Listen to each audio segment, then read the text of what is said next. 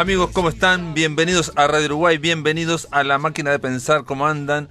Espero que anden bien porque hoy tenemos un programa muy, pero muy especial. Son las 19:03. Estamos con Matías Rodríguez en Control de Transmisión, ¿cómo le va, Mati? Y con Carolina de Cuadro en la puesta a punto de este programa, amigos. Y está del otro lado de la línea, ya en Tacuarembó, está la poeta Circe Maya. ¿Cómo andás, Circe? ¿Andás bien?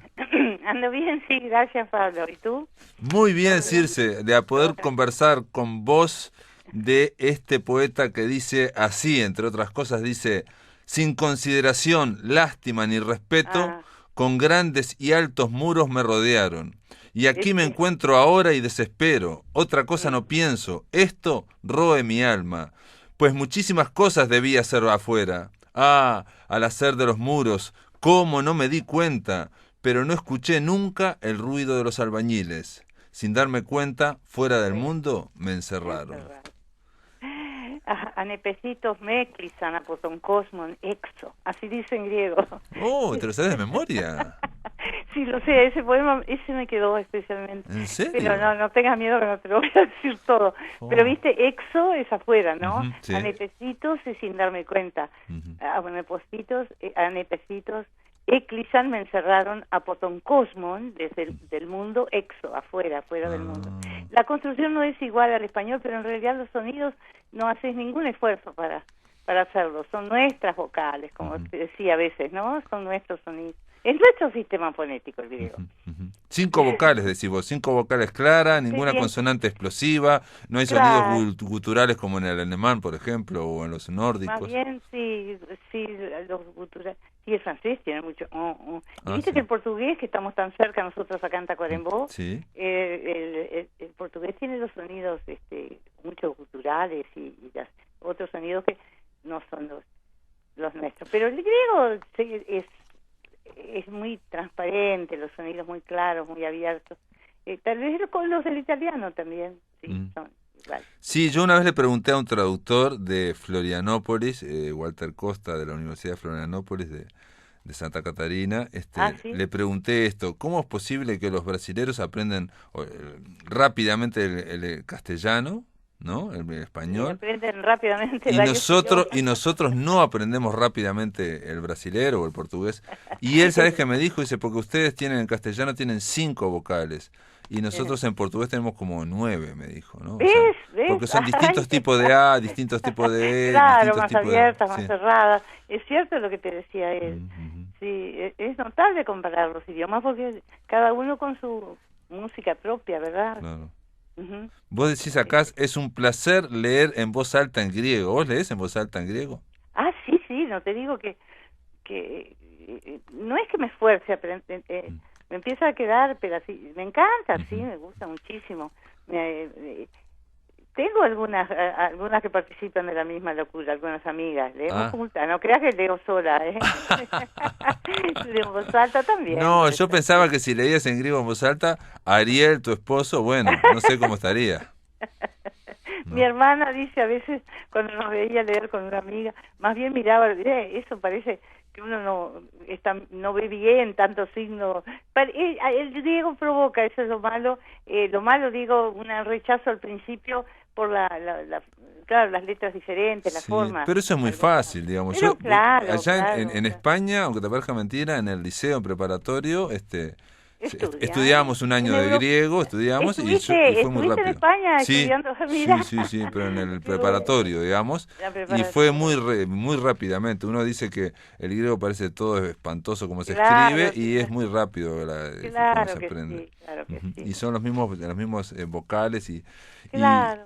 y bueno, acá todo porque estamos llamando a Circe Maya porque se acaba de editar en Sol Ah, Azul Ediciones, en su colección postal de poesía, esos libros que son chiquitos y que hay ujú. un gran club de lectores.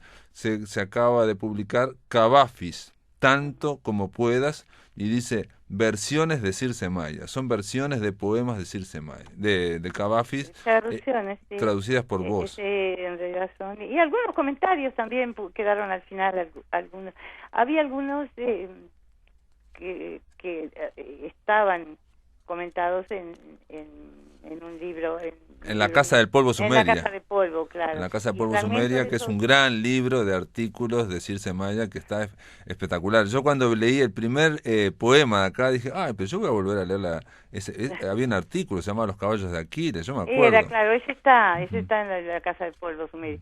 Pero el comentario, él puso algunos fragmentos del comentario. Sí. Y hablo de Diego Teixeira, que fue el que organizó, el que me invitó para publicar algo más de Cavafis. Y yo tenía otros poemas traducidos y bueno, y escribí algunos comentarios y él los publicó. Y había algunos que se ve que a él le gustaron, porque ves ese nombre Tanto como puedas lo eligió Diego, que es uno de los poemas que aparece aquí. Claro, y decime, entonces, pero porque yo ya tenía idea de que vos, Circe, habías traducido a Cavafis algún poema, ¿no? Aquí, claro. ¿Para este libro hiciste nuevas traducciones? Claro, para este libro hice nuevas traducciones, porque aunque los leía y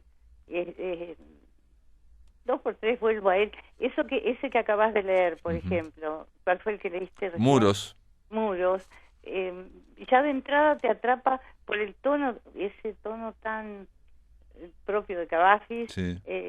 Y que a la vez es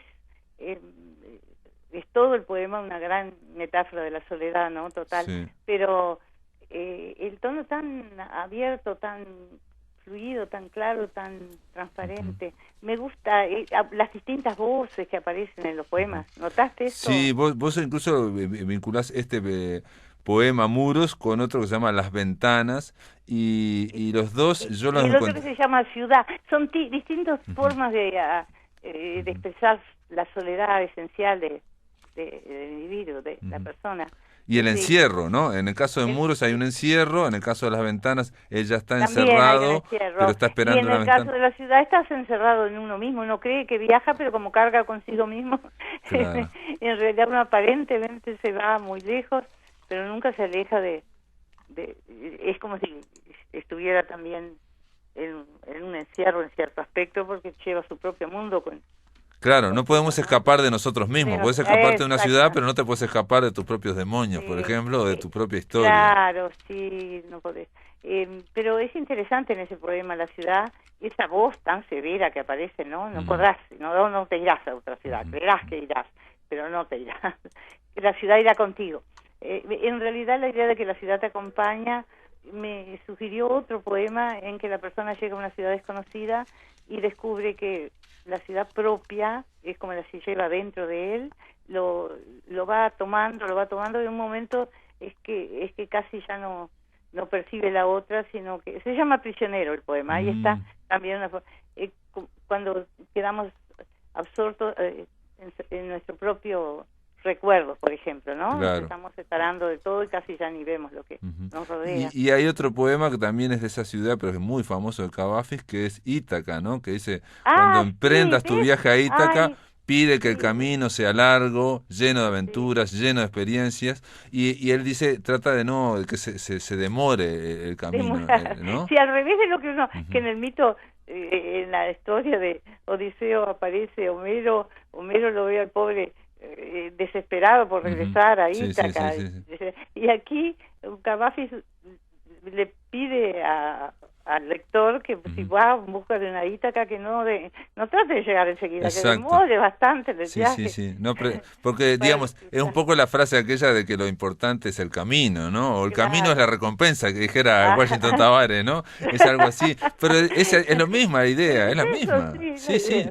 Él dice, ten siempre a Ítaca en tu mente, llegar a ti, allí es tu destino, mas no apresures nunca el viaje, mejor que dure muchos años, porque la idea es que Ítaca te brindó tan hermoso viaje, sin ella no habrías emprendido el camino, pero ya no tiene nada que dar. Ítaca en sí misma, en ese poema, se la ve como algo que en realidad no está sobrevalorado, ¿no? Ítaca no le ofrece, es pobre, una isla pobre. Cosa distinta, me acordé ahora que Borges tiene unas líneas sobre este tema, sobre Ítaca, y es al revés.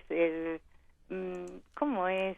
Ay, es espantoso cuando uno quiere recordar algo. Uno sobre Borges. Bueno, sí. ya me voy a acordar. Por ahora, después te voy a decir cómo es. Pero Ahora no está muy recuerdo. bien que me menciones a Borges, porque yo te quería comentar que tanto en muros como en las ventanas, yo me pareció ver algo de Borges, incluso me pareció ver algo, mirá vos, de Kafka, ¿no? Esto de muros, Sí, de verdad algo que que se sí, va el construyendo tono, cierto alrededor, tono, tenés razón. que se va construyendo alrededor y termina diciendo, yo no escuché nunca el ruido de los albañiles, sin darme cuenta fuera del mundo me Claro, ¿ves? Eso encerraron. tenés razón, eso es claramente el mismo tono, la Como misma kafkiano, ausencia. digamos, ¿no? Sí, ahora me acordé que cuenta Borges, dice Borges, cuentan que Ulises, harto de prodigios, lloró al ver su Ítaca pobre y humilde.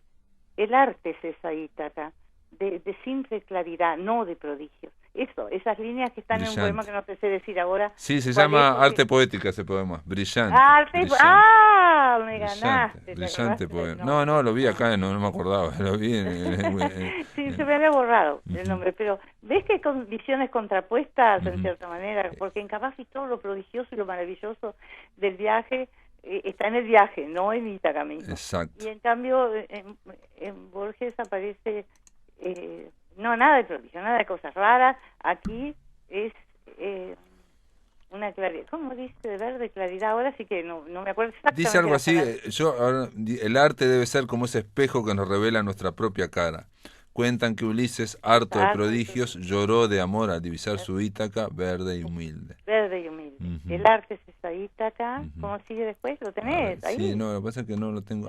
Sí, Ahora lo ahí tengo. nos trancamos. Acá se nos trancó. No, dice así, pará un poquito. Dice, cuentan que Ulises, harto de prodigios, lloró de amor al divisar su Ítaca, verde y humilde. El arte es esa Ítaca de verde eternidad, no de prodigios. No de También es como el río interminable que bueno. pasa y queda y es cristal de un mismo Heráclito inconstante, Sí. que es el mismo y es otro como el río interminable. Sí, ese final ya nos lleva a otro tema, con Heráclito, ¿no? Pero me había quedado que la imagen de Ítaca estaba contrapuesta a ese poema extenso que leíste, que ese no lo tengo traducido por mí, lo tengo en varias versiones. Sí, ese tiene muchas versiones, incluso Bien, yo bien. un día estuvimos hablando de Luis Llach, que el cantautor catalán que hizo la versión Camino a Ítaca, ¿no? De eso, ¿no? De 15 minutos, una canción espectacular. Eso él la cambió un poco pero el sentido es el mismo, ¿no? Aquí hay dos. ¿De quién me hablas?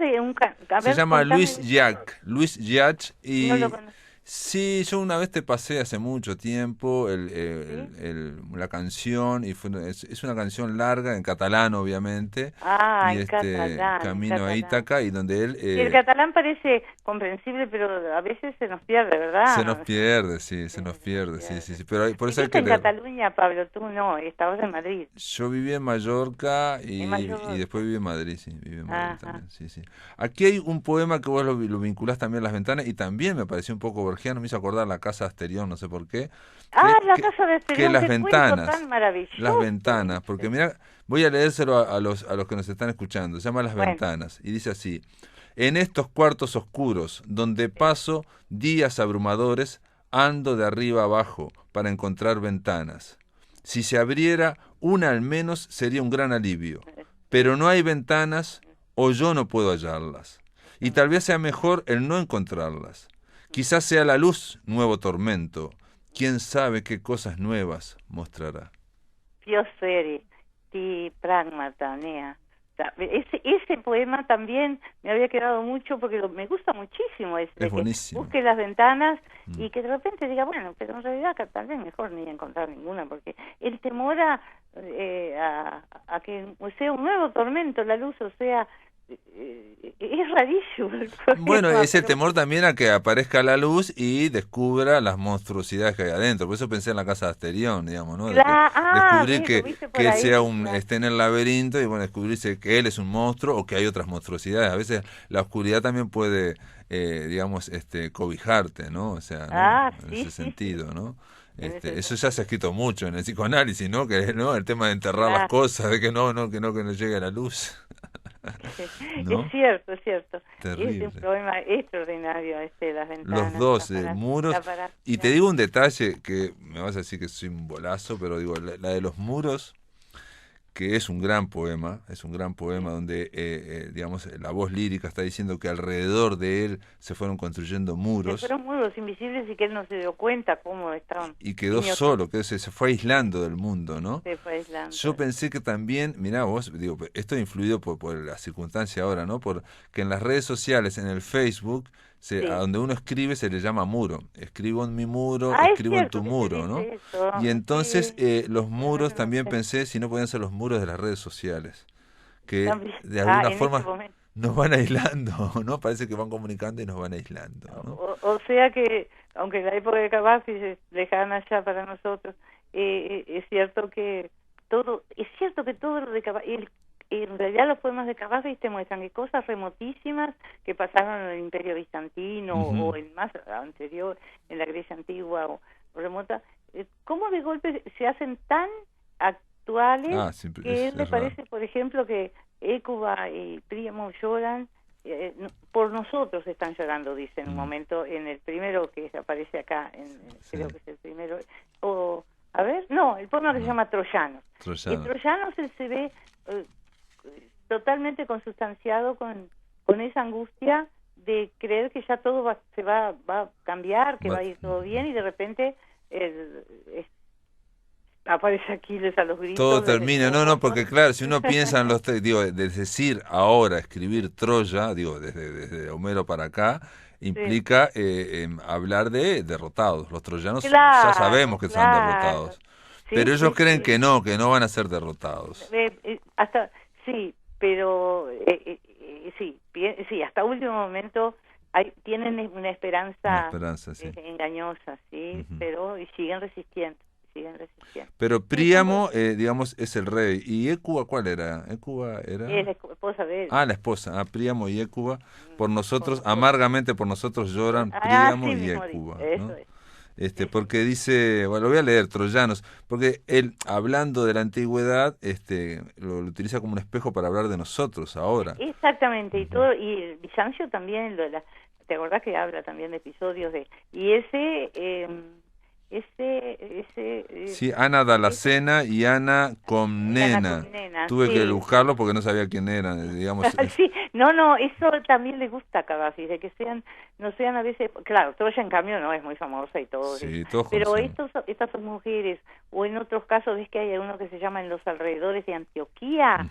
Pablo, me llevé la sorpresa de encontrar ese episodio que él cuenta, cómo parece que al final quemaron los cristianos el templo de Apolo, porque hubo un conflicto, el emperador Juliano... Con Juliano el apóstata.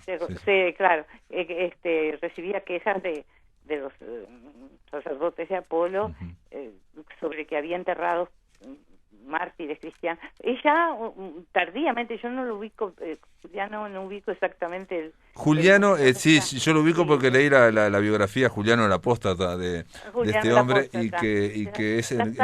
Sí, hay ya mucho cristianismo, ya está. El cristianismo instalado y él ya estaba instalado, estaba instalado. Trata de volver al paganismo, más bien con un tinte también religioso neoplatónico que acabo de leer. Y nostálgico. Quiere revivir un culto que es imposible, que ya está muerto. Exacto. Pero la casualidad fue que alguien me prestó un libro sobre cartas de Juliano y hojeándolo encontré que Juliano en una carta, es un episodio real, yo pensé que capaz que podía haberlo imaginado, pero es real. Juliano se refiere en una carta a ese momento que termina con el incendio del templo de Apolo. Claro. Él lo que hizo fue, Bizancio se convirtió al cristianismo, se hizo un pensamiento único cristiano, digamos, y lo que él quiso, él lo que quiso es, antes de que se cerrara todo, quiso poner algo plural, digamos, que estuviera el cristianismo y que también estuviera el paganismo, y mandó a limpiar, digamos, los templos, pero ya era como el cuarto emperador que... Y entonces lo que hizo, digamos, la iglesia de ese momento, que era muy furibunda, le quemó el templo de Apolo, y aparte fue como una regresión que cuando murió Juliano ya se terminó, se murió enseguida. Mirá que es en Antioquía, sí. Bueno, y hay varios así, en que el tema es histórico, pero extrañamente salta hasta nuestros días. Ese que dijiste, Los Troyanos, el sentimiento de derrota, es muy conmovedor, ¿verdad? Es ¿no? muy conmovedor, sí, porque está diciendo prácticamente que nosotros somos constantemente derrotados, pero seguimos pensando que no vamos a hacerlo. Sí, hay como una resistencia, permanente, aún frente a todo lo que se sabe, como por ejemplo la vejez o la muerte, que se saben absolutamente imposibles de evitar, pero bueno, día a día está no digo la lucha contra ella, pero está la vida golpeando también la resistencia, ¿no? Bueno, aquí en ese poema, que tiene un título larguísimo, se llama Melancolía de Jasón Cleandro, poeta en Comagene, año 595 después de Cristo. El año exacto, ese sí debe ser, no creo que si haya existido ese poeta. No sé si existe ahora, no lo busqué. Pero él quiere que tenga todos los detalles bien concretos, el año, el lugar exacto, en el que él está melancólicamente hablándole a la poesía mismo para que lo consuele, ¿no? Voy a leerlo porque habla del envejecimiento y dice, digamos, la solución de la poesía. Dice: el envejecimiento de mi cuerpo y mi rostro es herida de horrible cuchillo. No puedo soportarlo. A ti recurro, arte de la poesía, que algo conoces de remedios que ahogan el dolor, fantasía y palabras. Es una herida de cuchillo horrible. Ven, trae tus remedios, arte de la poesía, para que por momentos no se sienta la herida. No se sienta la herida o se alivie la herida, dice así, ¿no? Sí, no se sienta la herida. Y bueno, es curioso porque cuando se lee como que el cuchillo es el horrible, ¿viste? El horrible cuchillo. La metáfora, cuando yo estaba traduciéndolo, recién me di cuenta del sentido que tenía interesantísimo de cómo la vejez corta, realmente corta, y es bravo eso, corta, por ejemplo, tus... en viejos, los que envejecemos...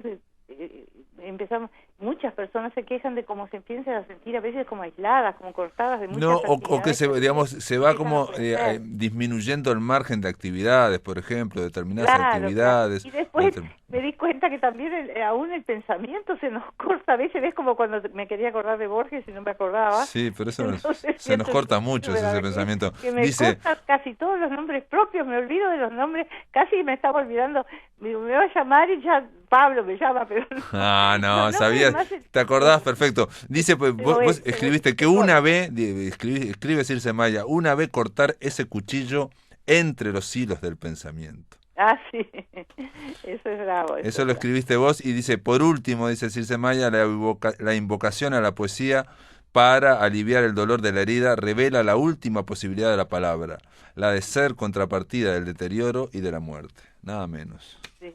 Nada menos. Bueno, muy bien, Circe, un placer conversar con vos. Bueno, muy bien, muchas gracias. Y realmente te felicito por esta traducción. Después estaba aquel célebre poema, también pensé que iba a aparecer, el de Antonio, ¿viste? De Cavafis. Cuando se escucha una orquesta, digamos, se escucha un ruido, una orquesta y es porque Marco Antonio va a ser derrotado, ¿no? Ese es impresionante, ese es el que me gusta más. Es impresionante ese poema. Ese está en la Casa del Pueblo Sumerio. Es un poema espléndido. Impresionante. Sí, es espléndido. Marco Antonio, sí. Pero bueno, el Dios abandona a Antonio, así se llama. El Dios abandona. El nombre es un fragmento de lo que se dijo en aquel momento, se comentaba que los dioses habían abandonado. Claro, por el ruido.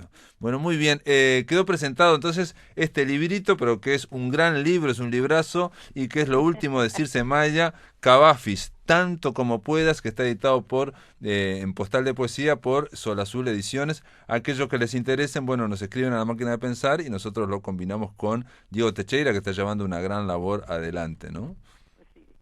Diego es bárbaro. Bueno, muy bien. Te mando un abrazo grande. Bueno, un abrazo entonces a todos. Chao. Esto significa que el vuelo del cuervo está en La Máquina de Pensar. Wilmar Unpierre, ¿cómo le va? ¿Anda bien? ¿Cómo anda, viejo? Bien. ya anticipamos, porque incluso lo pusimos en el blog de La Máquina de Pensar, pusimos una foto, un viejo bar, 2 hombres de traje alrededor de una copa y uno de ellos se agacha un poco, que ese es Joe Pesci, y el que lo escucha es Robert De Niro. Vamos a hablar de El Irlandés. Qué película. Yo debo confesar 2 cosas. Primero, que era la película que más estaba esperando, junto con la de Tarantino este año. Sí. Eran las 2 películas que estaba esperando, en realidad. Muchos había hablado del Irlandés, muchos había hablado de los problemas de producción, los problemas de plata, que Scorsese no hablamos llegaba. Aquí un poco, que se estaba postergando, porque en principio iba a ser 100 millones, después se pasó a 150 millones, ahí se bajaron las productoras, ¿no? La Paramount, y terminó costando 160. 160 y los puso Netflix, digamos, lo que faltaba. Exacto, y bueno, negociar para hacer cine quiere decir negociar con los bancos, ya lo hemos dicho. Y bueno, exacto, sí, es así. Convencer a los bancos que Scorsese va a devolver la plata, digamos. Hoy, al día de hoy, a la semana de hoy, se han estrenado en Uruguay 238 películas. Eso es lo que se ha estrenado en lo que va del año, y es casi que el cierre del año. Claro, o sea sí. Y me animaría a decir, es casi una canchereada, esta es la mejor película del año, junto con la de Tarantino. Sí. Son las 2 películas excluyentes que están separadas del resto por un abismo de distancia. Hay un océano de distancia entre estas 2 películas y el resto de lo que hemos visto. Hay también una constatación: el maestro Scorsese tiene que llegar casi que al ocaso de su carrera autoral para tener libertad absoluta para hacer lo que quería, porque en realidad esa dificultad para conseguir la plata, para conseguir la financiación, son problemas que tiene el artista para ser libre, para crear. Para tratar de terminar. El tema aquí fue el tema de la cuestión digital, aparentemente, ¿no? Rostros, ¿no? Que costó muchísimo esa tecnología, que yo te voy a decir que para mí no está tan bien lograda tampoco, ¿no? No logra. Creo que en un par de años eso va a ser, no nos vamos a dar cuenta. Pero aquí la idea es que Robert De Niro tenía que ser a lo largo de 40 años, ¿no? La cara de Robert De Niro, él actuando y, digamos, como joven, como 40 años. Sí, en ese espacio de 40 años, bueno, los cambios naturales que se dan, así como los efectos especiales del Señor de los Anillos hoy nos parecen casi que de juguete, muy probablemente dentro de 3 o 4 años esto sea casi que de uso normal. Claro. En esto se metió, digamos, que no es una película espectacular como El Señor de los Anillos, digamos, un público, no es La Guerra de las Galaxias, que en su momento significó un salto cualitativo, ¿no? Para el cine, ¿no? O sea, 2001 había tenido creo que 70 efectos especiales, La Guerra de las Galaxias tuvo 500, digamos, fue un salto, ¿no? Digamos, es un drama, meterse para un drama en algo tan adelantado digitalmente. Y además, ya entrando en lo que es la película, creo que Scorsese logra varios milagros con esta película. Primero, bueno, conseguir, creo que es la que es su mejor película en 30 años probablemente. Esto es una opinión personal, digamos. Creo que desde Buenos Muchachos para acá, habiendo hecho buenas películas, hizo... Porque mirá que si uno despliega la filmografía de Scorsese, es tremendo lo que ha filmado este hombre. Pero, digamos, parte de su columna vertebral, o una parte, digamos, es la mafia, las cuestiones mafiosas, el mundo de la delincuencia, ¿no? Esta película podemos decir que es la culminación, él resume todo y encima le pone política y encima le pone una reflexión filosófica sobre la vida. Es tremendo. Y encima reitera lo que habíamos visto en otras películas, que es el tema de la amistad, la traición, que es el tema de la mafia. Es tremendo, y que en esta película además se subraya de una manera tremenda. Así como uno le pareció que Coppola le ponía la tapa al género de gángster con El Padrino, bueno, creo que este hombre le puso definitivamente la tapa a este género. Bueno, era muy difícil decir algo nuevo a la altura del Padrino, por ejemplo, ¿no? Yo creo que lo dice acá. Él encontró la forma de expresar otra idea en torno al cine de gángsters, así como Clint Eastwood le puso la tapa definitivamente al western con Los Imperdonables.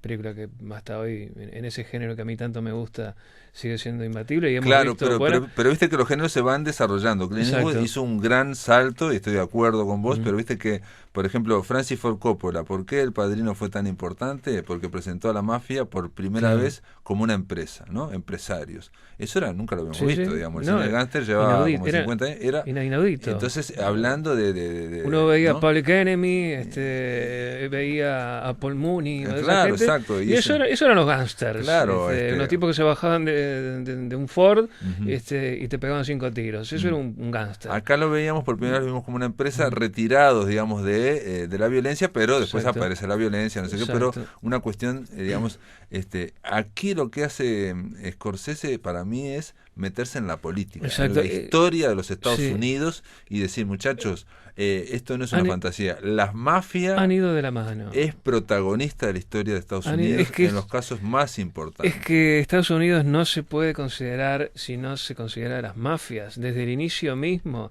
desde los padres fundadores, hay que hacer un poco de historia y hacer un trabajo arqueológico en la historia de Estados Unidos que es fantástica.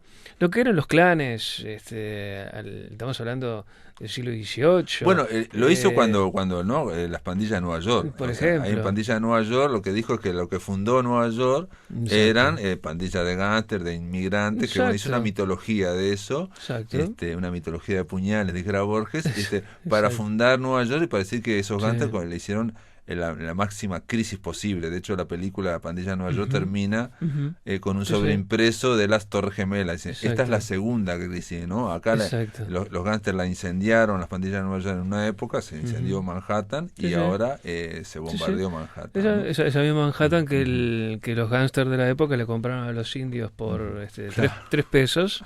Creo, eran los holandeses, creo que fueron los primeros los primeros pistoleros en ahora esa zona. Él domina todo esto, lo hace de taquito, pero aquí Robert De Niro, Al Pacino y Joe Pesci hacen de taquito y un poco el miedo era que no se reiterara este hombre o lo que ya sabemos, ¿no? Que fuera un alargue o una reiteración de los ya vistos, y no, le encontró otra vuelta. Lo primero que hizo Scorsese con su idea, con su película, además de un guión extraordinario, muy bueno, absolutamente extraordinario,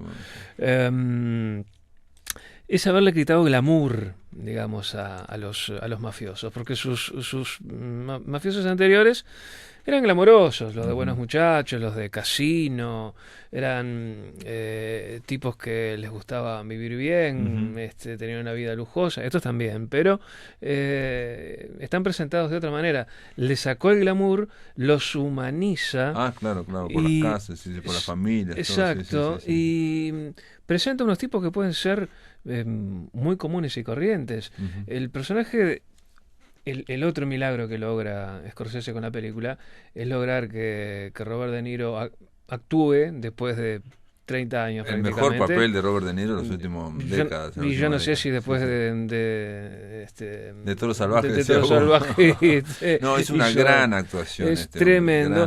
Joe Pesci, a quien le costó muchísimo convencer, 40 veces hablaron. ¿Mirá? para Joe Pesci, que ya está viejo, pero aparte actuando de la forma opuesta como actuó Joe Pesci siempre. Y donde fue nominado, ganó un Oscar, digamos, en el Casino, ¿no? Digamos que es el Joe Pesci hablando a toda velocidad. Aquí es exactamente lo contrario. Todo lo contrario, un Joe Pesci que era siempre un tipo volcánico, explosivo, un tipo que se llevaba todo puesto, era un elefante en un bazar. Exacto. Acá es todo lo contrario, es un señor mayor, cerebral, que piensa todo el tiempo, totalmente. Que su rostro apenas se mueve, la musculatura gestual de Pesci apenas se mueve. No quería actuar. Es el hombre que asesora el poder, digamos. Exacto. Es el hombre que está al lado del poder. Es el hombre que está detrás del poder. Una actuación formidable. Y al comienzo a mí me estaba generando un poco de ruido el amigo Pacino, que no me terminaba de cerrar, y después se termina convirtiendo en una actuación absolutamente sublime, haciendo de Jimmy Hoffa, con momentos realmente de una ternura, porque hay que decirlo de alguna manera. Estos tipos grandes, que si tienen que matar a alguien lo hacen. Hay que acordarse de la... A ver, el irlandés es un tipo que realmente existió. Sí. Era un tipo que participó en la Segunda Guerra Mundial, estuvo ahí en la batalla de Anzio, ahí aprendió a hablar el italiano. Comenzó a trabajar para la mafia como chofer de camiones, el amigo Frank Sheeran. Es un tipo que cumple órdenes, él lo dice más de una vez en la película. Yo cumplo órdenes. Es un hombre, digamos, un poco, digamos, kafkiano en el sentido que lo van llevando las circunstancias, ¿no? Lo van empujando. Él es violento, es un camionero, violento, digamos, pero lo van llevando las circunstancias y bueno, él va tomando algunas oportunidades y va demostrando dos cosas, que es muy eficiente, es muy rápido en lo que hace, es muy callado, muy silencioso y es un tipo eficiente. Actitudes todas que son muy valoradas en este tipo de negocios. En cualquier empresa. Porque pero la mafia es capitalista. Lo que yo te iba a decir, lo que vos empezaste la columna aquí hablando de los bancos. Sí. Los bancos son los que deciden las películas. Scorsese tuvo problemas con la plata y no sé qué, no sé cuánto. Yo cuando la veía digo, ¿por qué este hombre siempre insiste tanto con la mafia y con esta gente con poder? Este está reflejando los productores, los banqueros se están reflejando. ¿Cómo se mueve la cosa? Estos son los tipos que me tienen que pagar las películas a mí. Exacto. Y no lo hacen. Está fascinado por ese toma y daca que se da y que de ellos deciden todo, pero muchas veces por nada, porque son como seres humanos, se cometen errores, engranan, alguien le dice tal cosa. En la película hay momentos superlativos, que todo esto está, digamos, basado en un libro y en las palabras del propio Sheeran al fiscal que lo estuvo investigando. O sea que básicamente, más o menos, lo que se muestra en la película es lo que realmente ocurrió con el verdadero irlandés.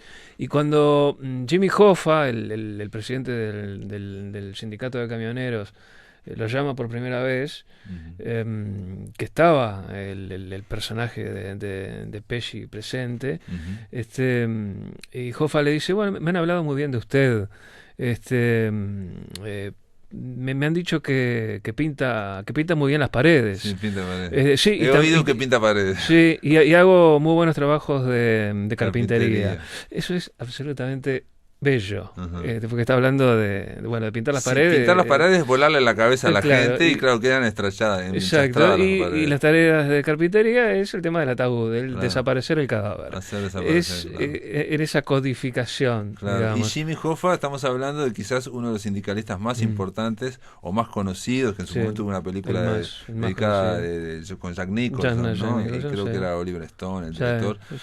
Y bueno, Jimmy Hoffa es famoso para los yankees hasta ahora porque ese gran líder de un sindicalismo, atención, y sin ofender a nadie, que no es marxista, que no es de izquierda, y que se ha ido adoptando cosas mafiosas como ocurre en todos los grandes sindicalismos, tipo Argentina, tipo México, digamos, donde se generan... Este sería el Moyano. Y Moyano es el de los camiones. Y Jimmy Hoffa era el Moyano de Estados Unidos. Exacto, un tipo que manejaba $8.000 millones de fondos de pensiones, o sea, de los retiros, de las jubilaciones. Exacto, el tipo que si lo pretendía paralizaba el país. Un tipo que... el capitalismo. Otra vez. Volvemos a que toda película de mafia de última nos está hablando de la sociedad y del capitalismo, ¿no? Absolutamente. Y ese Jimmy Hoffa que desaparece allá por el año 70 y... Desapareció sin dejar rastro. Nada. Se le declara oficialmente muerto en el 82, pero nunca apareció su cadáver ni nada que se le parezca. En el 75. Y los yankees lo que dicen es que vos sos como Hoffa. La mafia te desaparece y nunca más. Y nunca más. La película también es muy política, por lo que veníamos hablando. El tema de los nexos entre la familia Kennedy y la mafia. Todo el mundo sabe que los Kennedy estaban apoyados en la mafia. El padre de los Kennedy, Joe Kennedy, hizo fortuna vendiendo whisky. Claro, y con la ley seca. Y entonces lo que tenía muchos vínculos con la mafia, y la mafia lo apoyó para que su hijo fuera presidente, y después el hijo nombra al hermano Bob Kennedy como fiscal general, y él se dedica a ir contra la mafia, contra Jimmy Hoffa. Sí, y además toma una de las novias de la mafia como amante, Marilyn, otro desacierto. Bueno, aparece en la película también referencias a Frank Sinatra, otro connotado gángster.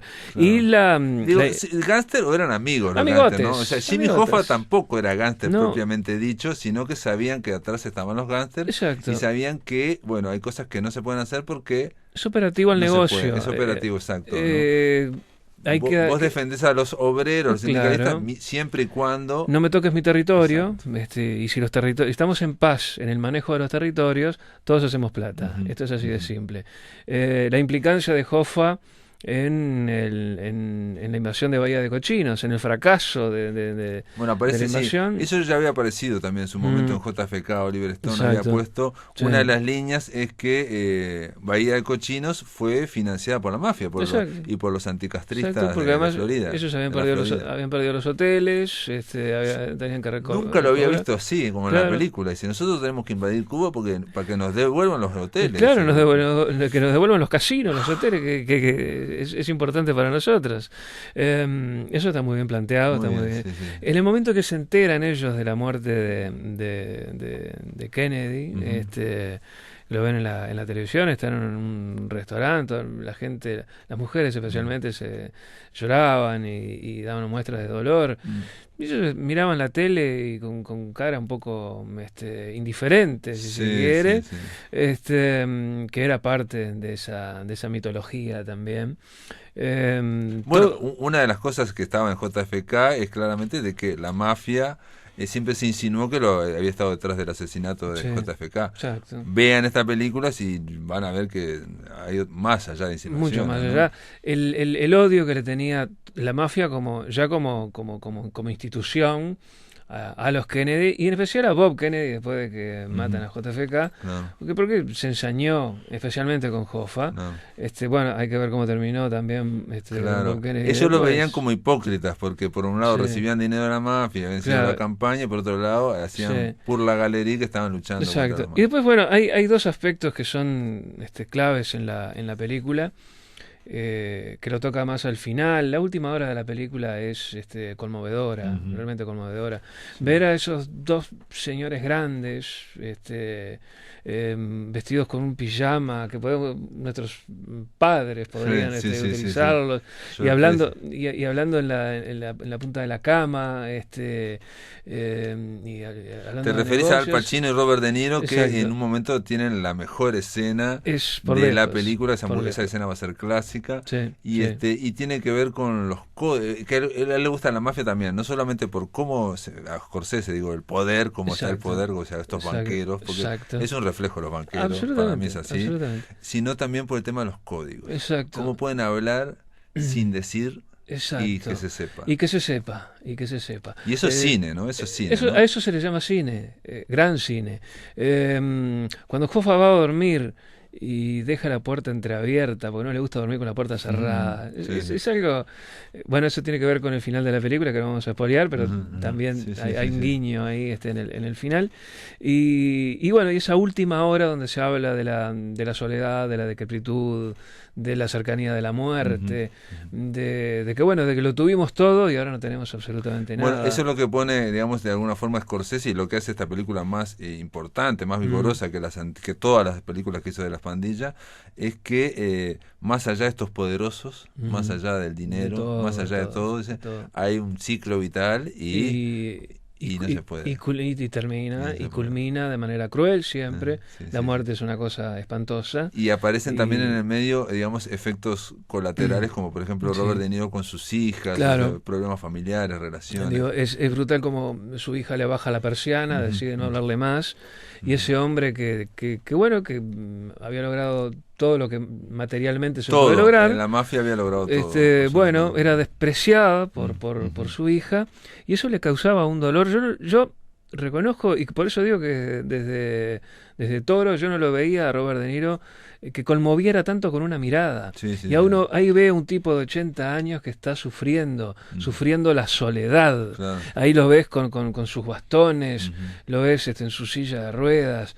es un tipo que sufre. Ahora, viste que Robert De Niro, si se quiere, siempre ha hecho más o menos el mismo papel con Scorsese y Sí, todo esto, ¿no? O sí, sea, sí. es el tipo que en Sí. Casino también lo sabe todo, triunfa, Pero- pero es usado por la mafia, por la Sí. esposa, por Sharon Stone, Sí. él siempre Sí. es usado, siempre es usado. Con un detalle, Como nunca un habla. kafkiano. Nunca habla. Ujú. Nunca habla. Nunca se queja. Claro. No se queja. No se queja. Él es un soldado. Exacto. Él no se queja. Y acá cuando ya está prácticamente por morir, ya está todo dicho, vienen dos agentes del FBI para decir, bueno, a ver, ¿qué pasó con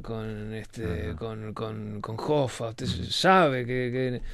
El tipo no dice nada. Claro. Hay códigos que se respetan. El silencio es fundamental en todo esto. Ajá. Y bueno, toda esa cuestión ética que maneja Scorsese en esta película magnífica. Hay que hablar algo también de la fotografía. Lo que hace Bueno, la Scorsese, fotografía va cambiando mucho, ¿no? Sí. Las texturas de los 70 va cambiando Sí. la fotografía. ese viaje en auto que hacen esas dos parejas, ¿no? De Niro Sí, y es Joe como el Pesci. leitmotiv de la película, Exacto. ¿no? Están viajando ya veteranos y ahí va recordando. Exacto, van recordando y bueno, van también facturando algún dinero en el camino.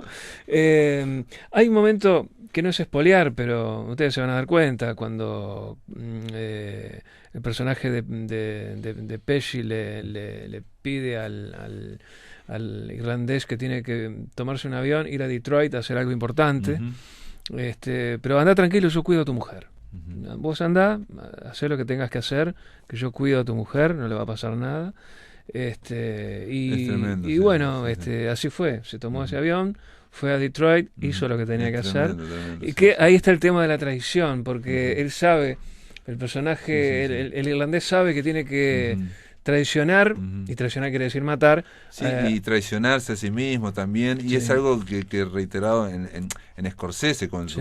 con sus digamos su formación católica, ¿no? Exactamente. El tema de remordimiento, la traición. Es un fue monaguillo, o fue sea, monaguillo. de casualidad no fue cura este hombre. Sí, hay que impresionante. agradecerle a Dios si existe. Bueno, porque aparte De- te acordás que el anterior, que no tuvo ningún éxito, Bueno, se llamó El Silencio, Silencio, bueno. y era, digamos, Una- la fe, Una película magnífica. una apología a la fe Sí. cristiana en Sí, Japón. sí, ¿no? una película Ujú.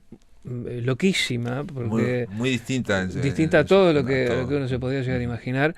Y la cámara de Scorsese siempre se mueve de manera fluida y no tropieza con nada. No, es un gran narrador. Es un- Y en esta escena que vos recordás, que es cuando tiene que subirse al avión, es de las pocas veces que pone una cámara subjetiva, como si fuera Sí. Robert De Niro, Sí, para que sí, veamos sí, que sí, el sí, avión sí. se mueve y el auto se va. Exacto. Es Realmente muy es una importante. película abrumadora por momentos, porque es todo cine durante las horas que dura, porque además no te das cuenta. Son 3 horas, ¿no? Son 3 horas, son 3 210 minutos, creo. Sí, sí, una sí, cosa sí, así. no, pero no es un... no es- En ningún momento... Yo noté capaz que en algún momento, los últimos 10 minutos, Sí, claro, capaz, porque, puede bueno, ser, los órganos pero internos a esta no nuestra edad. funciona perfecta.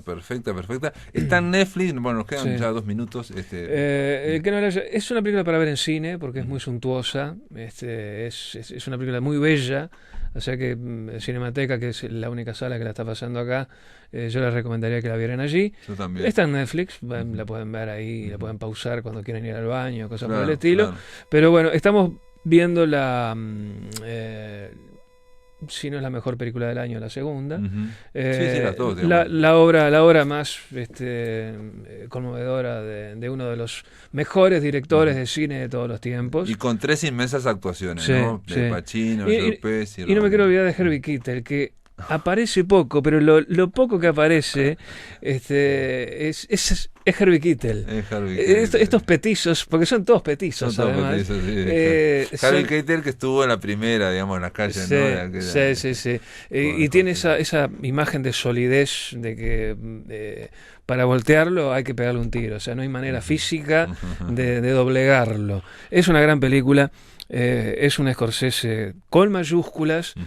Y creo que si Scorsese decide no filmar más, no creo, No se creo, va a no. retirar con un clásico, porque esta película, me atrevo a decir, Sí, va a ser ya es un de clásico acuerdo, del de cine. acuerdo. Vos sabés que se le recomendé a un amigo argentino de Buenos Aires y me dijo que ya en Buenos Aires no se puede ver en cines. ¿Por qué Claro. cuento esto? Porque aquí en Montevideo sí todavía se puede ver en Hasta cine. el miércoles que viene. Hasta el miércoles que viene. Bueno, Exacto. nos queda una semana, bueno, menos de una semana. Menos de una semana, pero pueden ir este fin de semana a ver el irlandés, la verdad que lo recomendamos. ¿no? Conmovedora la película, es cine, puro cine. Cuervo, gracias por estar en La Máquina de Pensar. La gracia como siempre, un abrazo. Amigos, se terminó La Máquina de Pensar. Mañana vamos a estar conversando con el director argentino Marcelo Lombardero, que fue el director, el responsable escénico de Tristán e Isolda, la gran ópera de Richard Wagner que pasó por el Auditorio Nacional del Sodre. Estuvimos hablando, una ópera que dura 4 horas y media con Marcelo Lombardero. Realmente no se la pierdan. Esto es todo. Que pasen muy bien.